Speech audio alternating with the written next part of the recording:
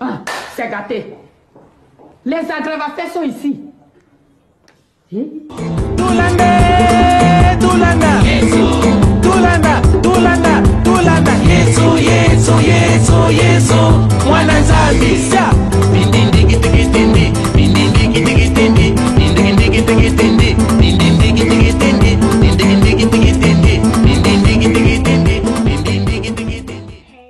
Hey, ici Pretty Sammy, welcome back to my channel, guys. You see that? C'est trop grrr. Tu vas me revoir avec cette tête là qu'à la fin parce que sur cette vidéo nous allons installer la perruque. Alors on y va et parler du colorisme dans la musique bien évidemment. Alors on y va, reste jusqu'à la fin, mets un pouce bleu, like, commente, partage et c'est parti. Osanani. Yobo Saninga. Osanani. Ouais, en plus il y aura vraiment du boulot parce que c'est pas grave. Ah oui, toujours en panne de fossiles, ça change pas. AliExpress. Bref, un temps de livraison. Eh mais imaginez AliExpress, ils avaient un bon temps de livraison, genre. On serait pas tous dessus, on serait tous dessus. C'est quelque chose en fait. Oh là là. Une fatigue. Bref, c'est pas le thème d'aujourd'hui. Le thème d'aujourd'hui c'est le colorisme. J'ai mal mis mes pinces. C'est le colorisme dans la musique. Donc, je vais pas parler des clips. Enfin, je vais même pas parler genre, des clips des hommes noirs avec des personnes claires en général. Je vais pas parler de ça parce que ça y est, je vous ai assez rabâché cela. Vu que la vidéo sur le colorisme sur YouTube a assez bien marché, non, assez bien marché, c'est la vidéo la plus vue de ma chaîne, genre vous avez kiffé. Et moi je kiffe quand vous kiffez, ça me donne envie de faire encore parce que en plus voilà, vous connaissez les youtubeurs comme je dis, on fait ce qui marche, donc ça marche, on refait. Non mais je viens pas vous rabâcher les mêmes choses en fait, c'est parce que là je vous ai, enfin, il y a le colorisme sur YouTube, il y a le colorisme dans la musique, comme je vais vous en parler aujourd'hui, il y a le colorisme aussi dans les séries, les films et tout, il y a le colorisme là-bas aussi. Donc dans chaque dans beaucoup de domaines en fait il y a le colorisme. Après si vous voulez on passera au racisme, mais bon moi je préfère m'intéresser au colorisme parce que le racisme bon voilà, c'est en fait c'est surtout quand il est les problèmes qui sont un peu tabous et qui sont un peu mis sur le côté que j'ai vraiment envie de mettre en lumière sur ma chaîne. Du coup c'est pour ça que le racisme pour l'instant je vous en ai pas trop parlé, mais il y aura sûrement une prochaine vidéo sur ça. En tout cas, donc pour commencer par la genèse, enfin, en fait laissez-moi juste, enfin d'abord je dois mettre la gotte. D'abord je dois mettre la gotte to be. Ouh, mon gros franc. Même si t'es un gros. Vous arrêtez de parler. En plus j'ai pris beaucoup de colle.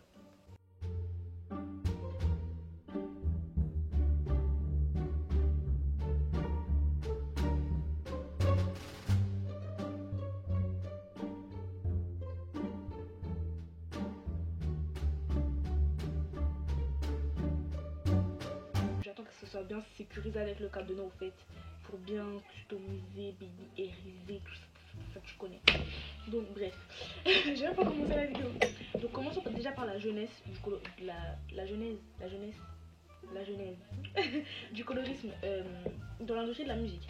Donc déjà faut savoir que dans les années 90, j'étais pas née. Mais I know. Et en plus j'ai regardé grave des vidéos hier dessus, ça m'a grave intéressé d'ailleurs. Je vous en mettrai. Non mais à chaque fois que je dis je mets dans la barre d'infos, je mets jamais. Normalement cette vidéo là je vais dire ça. Il faut répondre à Naba j'étais moya au commis lettre G T N A M. Ça veut dire garde tes mensonges. Donc dans les années 90 en fait la représentation de la femme noire était assez présente, même si bon c'était quand même niveau stratégie marketing. Comme on le sait, il y avait des groupes comme 3LW, mais par exemple il y avait des groupes qui étaient composés de personnes de chaque communauté. Par exemple il y aurait une latina, une brown skin ou une light skin, et une dark skin, genre voilà, c'était pour que tout le monde puisse se représenter. Donc en fait c'était une stratégie marketing, mais c'était pas forcément pour dire que ouais c'était mieux avant et tout. Mais ouais c'était mieux avant parce que même si c'était une stratégie marketing, en fait ça permettait quand même d'avoir des représentations. Après même parfois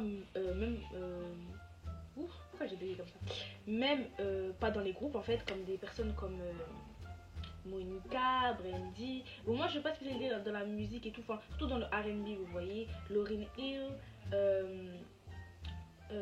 Moi je suis pas spécialisée dans la musique, donc si vous voulez vraiment le côté musique, je vous conseille d'aller voir la chaîne de Music Feeling qui va vous expliquer ça très bien. Moi je m'intéresse pas vraiment à la musique, je m'intéresse plutôt au colorisme, donc voilà.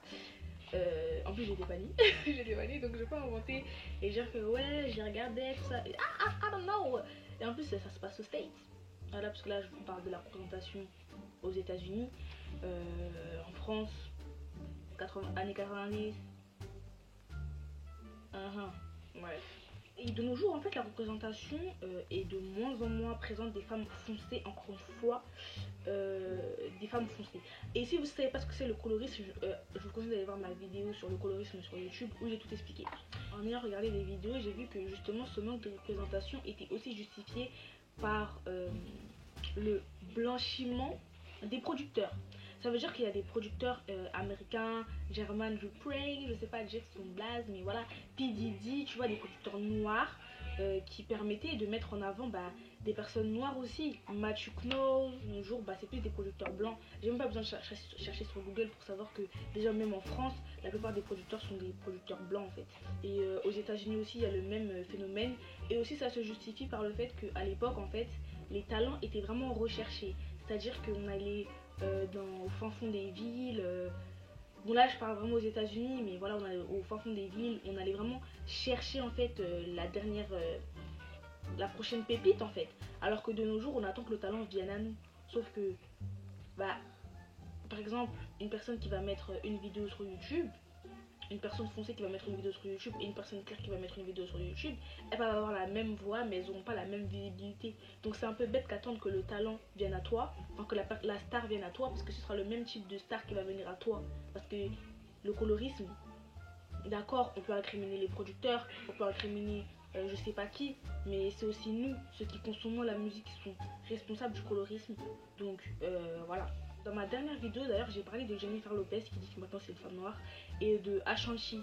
Donc là en fait c'est même plus du colorisme, c'est du racisme carrément, parce que non, malgré ce qu'elle dit, Jennifer Lopez n'est pas noire, et je pense que vous et moi qui sommes dotés des yeux pour voir, sachons que Jennifer Lopez n'est pas noire. Donc Ashanti en fait a écrit et même chanté, on sait, ceux qui connaissent un peu la musique savent que Jennifer Lopez a recours à beaucoup de ghost singers qui sont pas tous noirs, que c'était sa voix en fait dessus, mais qu'ils l'ont marketé comme la voix de Jennifer Lopez, et comme c'était l'image de Jennifer Lopez avec le talent d'Ashanti qui est une femme noire, je le précise. Du coup là c'est passé crème et tout le monde voulait la musique. En fait ça montre un peu la société, ça reflète la société en fait. On voulait la latina sexy, caliente, et puis voilà, la femme noire là, elle est trop... Non, on la met sur le côté parce que c'est une femme noire. For me, J-Lo's I'm Real. When you said, you wrote that, right? No, Ja wrote I'm Real. I wrote Ain't It Funny. Okay. Now, did you sing the reference to it? Because I hear you all over the song. Yeah. And I'm just like, why didn't they take a shot to you off the song? Because I feel like you sang the whole song. Well, I demoed the record for her. That was way, way back. That was before I was signed to Murder Inc.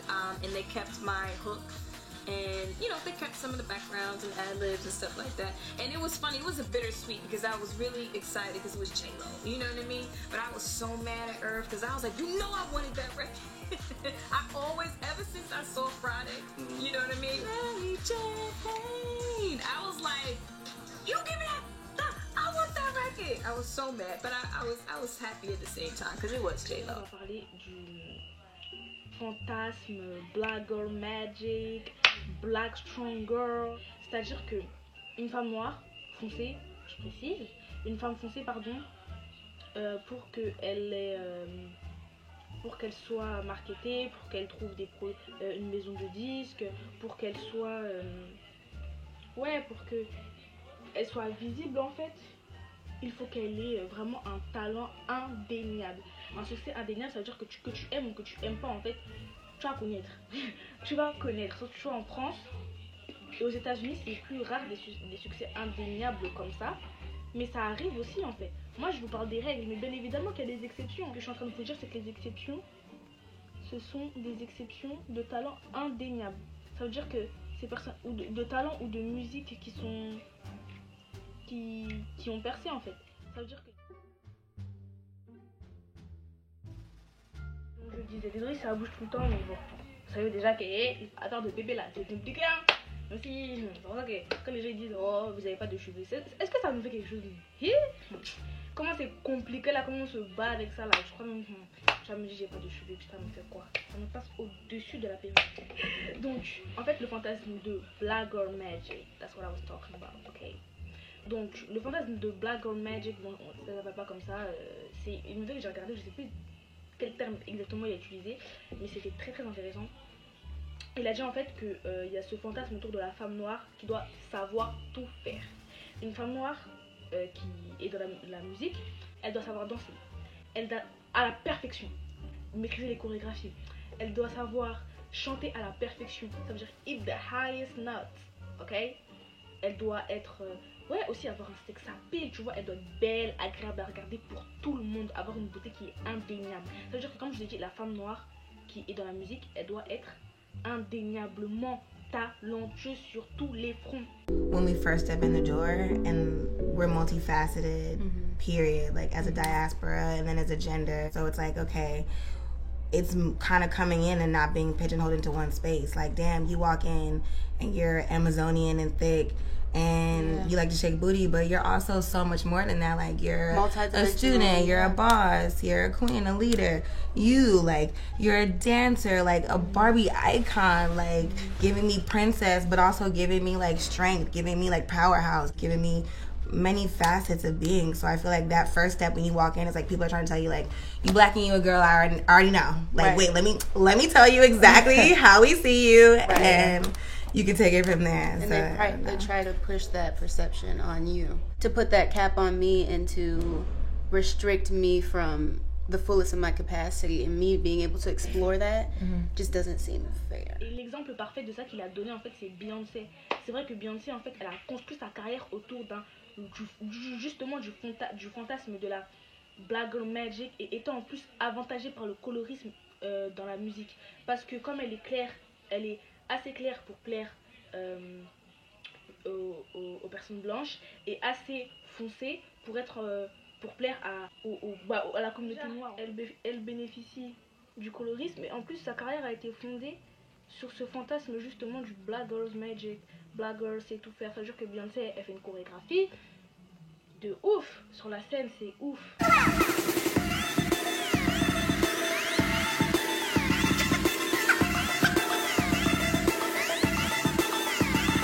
Vocalement, c'est ouf. On en pense ce qu'on veut, vocalement, Beyoncé.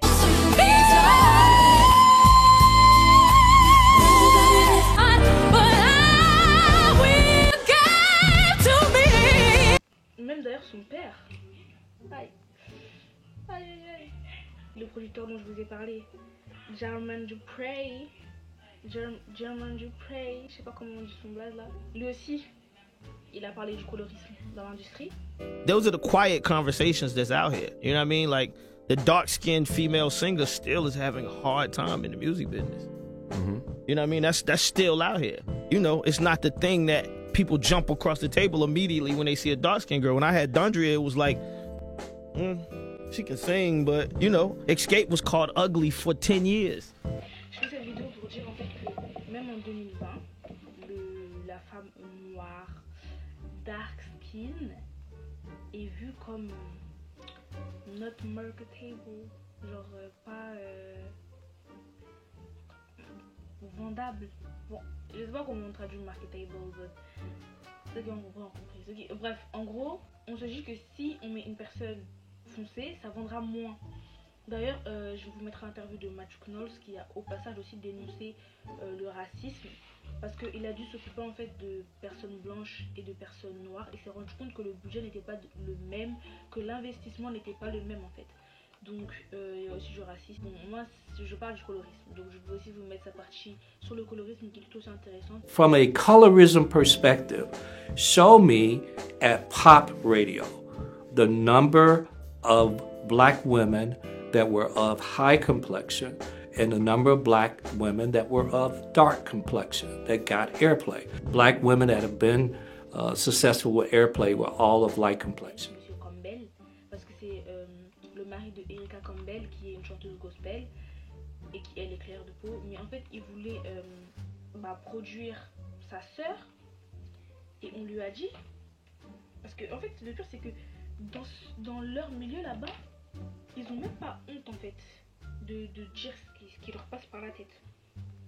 Donc il a clairement dit, ce monsieur là, pas monsieur Campbell, le monsieur avec qui monsieur Campbell voulait travailler, que sa sœur était trop. Keep it 100. I've had some pushback even with trying to do things with you. I had executives tell me like, yeah, she's great, but she's a little too dark skinned, we think. Yeah. Then they went as far as to say, bring me a white person that sings like that, sings that music. Oh, I'll sign that tomorrow. Je vais encore accuser mes frères, mais je suis obligée de souligner qu'ils sont tellement à l'aise à dire ça devant des personnes noires que ça montre qu'ils savent qu'eux-mêmes ne respectent pas en fait. Et en fait une chanteuse qui avait, je sais plus comment elle s'appelle, mais en gros qui avait montré du soutien à Asian Doll, Asian, je sais plus quoi, parce que c'était une artiste dark skin et elle disait en fait que elle qui est light skin elle est avantagée et tout. De toute façon je vous mettrai sa photo. Et ça avait fait un grand débat en fait dans l'industrie du rap. Avec, on va même pas dire leur prénom, elles sont même pas intéressantes. Des personnes claires de peau qui disaient que oui, non, c'est pas une question de colorisme, c'est parce que vous êtes nuls. Alors qu'elles-mêmes, les personnes là qui parlaient, elles-mêmes on les connaît pas. Mais bref. Encore Asian Doll, elle je connais, franchement j'ai entendu son prénom. Mais les personnes qui parlaient, elles-mêmes on les connaît pas, on sait pas qui c'est. Mais bref, qui disaient en gros que oui, non, c'est juste. En gros, en fait, à chaque fois qu'on parle de colorisme, on veut tout le temps faire passer, genre comme si c'était. Non, mais c'est un problème de. Le colorisme, c'est un problème de moche. Ouais, c'est parce que vous n'êtes pas assez belle, c'est parce que vous n'êtes pas assez talentueux, c'est parce que vous n'êtes pas assez. Moi, je suis désolée, mais je vais pas prendre d'exemple. Il y a des stars qui n'ont pas de talent, qui ont juste une bonne stratégie de marketing et qui arrivent à percer. Sauf que ça n'arrive pas avec des personnes noires. Nous aussi, on veut pas avoir de talent. On veut faire, oui, ketchup, mayo, et puis tout le monde danse. Nous aussi, on va faire ça en fait. Pourquoi on doit tout le temps, ouais, faire une chorégraphie de ouf Là je disais, oui, on va l'appeler le syndrome Beyoncé. Le syndrome Beyoncé qu'on veut mettre aussi sur Normani et dont elles ont parlé d'ailleurs avec SZA et Megan Thee Stallion, du fait que de la femme noire qui doit savoir tout faire, qui doit être Beyoncé en fait. Alors que non, les personnes comme SZA, elles peuvent... en fait son succès est vraiment bien parce que c'est une femme... Elle veut pas vous faire des chorégraphies, elle vient, elle chante et puis elle s'en va quoi. Et d'ailleurs on a remarqué aussi que la médiatisation, les médias ne sont pas pareils avec les femmes foncées de peau. Parce que quand c'est Billie Eilish, et ça je reprends dans la vidéo que j'ai regardée, quand c'est Billie Eilish qui parle de sa dépression, tout le monde l'applaudit, il lui dit qu'elle est courageuse. Mais quand c'est Summer Walker, de sa dépression, de ses problèmes mentaux, tout le monde l'applaudit et tout. Et quand c'est Summer Walker qui parle de ses problèmes mentaux aussi, on vient la décrédibiliser, on se moque d'elle. Quand elle parle de son anxiété, on se moque d'elle. Et on voit en fait que déjà les médias, on ne traite même pas de la même façon les personnes qui sont foncées. Et aussi ce syndrome de la Black Girl, ça aussi, le syndrome Beyoncé, Black Girl Magic, ça aussi détruit les carrières en fait. Par exemple Kelly Rowland justement parce qu'elle n'était pas... Parce que même si elle était... D'ailleurs, elle partait avec, entre guillemets, un handicap parce qu'elle était pas claire, elle aurait dû quand même avoir un petit succès quand même. Elle aurait dû quand même avoir un petit succès. Hormis Dilemma, qu'on connaît tous, elle aurait dû quand même avoir plus. Mais comme c'était pas cette black girl qui va venir danser parce que sur scène, elle était pas ouf. Et c'est rien de pas être ouf en fait. En fait, il faut vraiment commencer à dissocier. Pour les femmes noires, on n'arrive pas à dissocier en fait chanson, chorégraphie. quand t'es une femme noire, tu dois être aussi une danseuse. Mais non, c'est une chanteuse, pas une danseuse. Pourquoi elle devrait faire le moonwalk sur scène ou je ne sais quoi là? Malheureusement, il y a limite qu'une façon d'être une femme noire dans l'industrie. Mais vous aurez votre vidéo avec plein d'artistes foncés à aller supporter, avec plein de youtubeuses foncées de peau à aller supporter parce que on est dans l'ombre. Là je dis on, je suis ainsi. Ouais, brown skin, dark skin, bref, on s'en fout. Et oui, justement, j'allais oublier ce petit détail là. Quand j'ai fait ma vidéo sur le colorisme, sur Crédit Saline, Michel, ça. En fait, le message principal c'était utiliser votre privilège. Et d'ailleurs, je vais vous montrer des vidéos de personnes qui utilisent leur privilège. On m'a dit, oh non mais ça me tape telle personne. C'était pas le fin fond du truc en fait. Quand vous remarquez que plusieurs personnes ont bizarrement les mêmes caractéristiques, même s'il y en a une qui est un peu plus foncée que l'autre, faut arrêter en fait. Utiliser leur privilège pour donner de la force. C'est ce qu'a fait Zendaya, c'est ce qu'a fait Kelani, et je vais vous mettre les vidéos. I think what's so important to me about SZA right now is she is a beautiful chocolate brown woman who is like taking over the planet right now. Like, as much as people don't want to say and admit that colorism is a thing, it's extremely a thing. And to see someone of her color and her stature with looking how she looks, as extremely beautiful and as talented as she is, winning 100% in first, I don't think anybody can wish for anything more. That's beautiful, and it's empowering to every single little girl in America who is of color. And I think that's just my favorite part. She's very honest and vulnerable and is not afraid to be that and stand in all of her truths at every single moment. We will pave the way for our opportunity. And not just the opportunity for myself, but for my entire community. You know what I'm saying? Like, as a black woman, as a light-skinned black woman, that's important that I say, listen, I'm using my privilege and my platform to show you how much beauty there is in the African-American community and how much more. Because, you know, I always find it weird that Hollywood, I mean, I wish you guys could be in these meetings, but Hollywood, Hollywood's, I guess you could say, acceptable version of a black girl, and that has to change. You know what I mean? So, and you're preaching. Right. But what I'm saying is about creating those opportunities. C'est ça en fait, on ne demande pas la lune. Et aussi, ce que je demande moi à mes sisters, hein, c'est que la cancel culture, en fait je sais que nous, si on se met à la cancel culture, pour de vrai, à 100%, on va changer le game de l'industrie. En fait, faut que vous vous rendiez compte de notre pouvoir, vous voyez. On va changer les règles de l'industrie et on sera respecté en fait. Si on commence à boycotter tous les hommes noirs coloristes, on commence à boycotter tous les producteurs racistes coloristes, on commence à s'intéresser à des artistes comme ça en fait qu'on doit soutenir. Là je vois qu'il y a une vague de oui c'est la révolution, je parlerai de ce que je pense d'ailleurs, hein.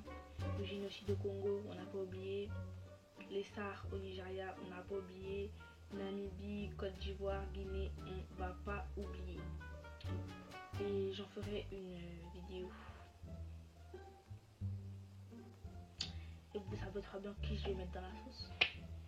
Méga sud, les artistes noirs. Yes. Mais bref, cela n'est pas le sujet. J'ai oublié Coco Jones qui s'est fait boycotter par Disney. Et d'ailleurs elle a fait une story film dessus, je vous invite à aller la voir si vous parlez anglais. Elle s'est fait boycotter par Disney parce qu'elle était foncée. Je vous invite aussi à aller voir sa chanson, à aller écouter sa chanson Just My Luck qui explique bien la situation. Is my melanin offensive? On a tous compris ce qu'elle voulait dire. You is my melanin offensive. Do I talk more than I show you? Tell me, do I meet the standard? Well, do I fit in the box? Oh, just my love, just my love. Normanie, même si là les gens en fait, justement, c'est justement parce que les gens ont pensé voir la Beyoncé. Vous voyez pas qu'on la compare à Beyoncé? Quand on compare Nicki à Beyoncé, en fait, c'est parce qu'elle a le syndrome de la Black Girl Magic. Donc ça veut dire que quand on la voyait danser, quand on la voyait... parce que quand elle était dans FIFA Harmonie, il n'y a personne qui l'a calculé. Hein. Mais là, comme on l'a vu un peu danser, on l'a vu un peu en fait, vraiment... On l'a vu en fait. On l'a vu, on l'a remarqué. Du coup, tout le monde pense qu'elle a fait un gros Beyoncé.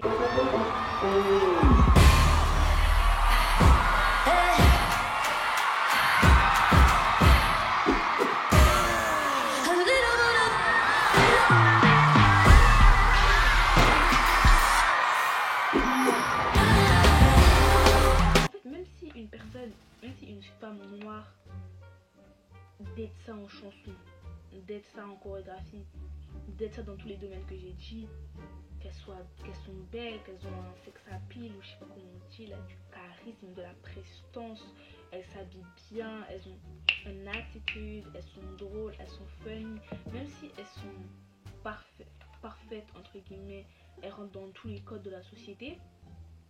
Faut pas que ces femmes noires là soient catégorisées. Ça veut dire que quand t'es une femme noire foncée et que t'as ces choses là, en fait, on va toujours s'attendre à plus de toi. Ça veut dire que normalement on s'attend à une bête de choré, à une bête de vocaliste, à une bête de... On s'attend en fait au top. On s'attend à un trop haut niveau. Et même moi qui utilisais des termes comme Black Girl Magic et tout, je me rends compte en fait que c'est nourrir ce fantasme de la femme noire qui doit toujours faire plus pour avoir ce que les autres ont pour moi en fait. On ne doit pas faire plus, on ne devrait pas faire plus. On devrait juste laisser ces personnes être elles-mêmes en fait. Tout simplement. Yeah. Donc je reviens avec des cheveux potables et je vous fais l'outro. That's me. Ouais, donc là j'ai fini de prendre soin de la pépé, un peu de mouillage, un peu de contour et I'm me, myself and my again, pretty Sammy, that's her, period. Non, plus sérieusement, abonnez-vous, likez, partagez, commentez, dites-moi ce que vous en pensez, ça pète, oh pourquoi j'ai dit ça pète pas, abonnez-vous s'il vous plaît. Vous voyez, moi je suis polie, hein. Je dis s'il vous plaît. Mais je dis s'il vous plaît. Voilà. Bye. Caca, je suis fort comme ça.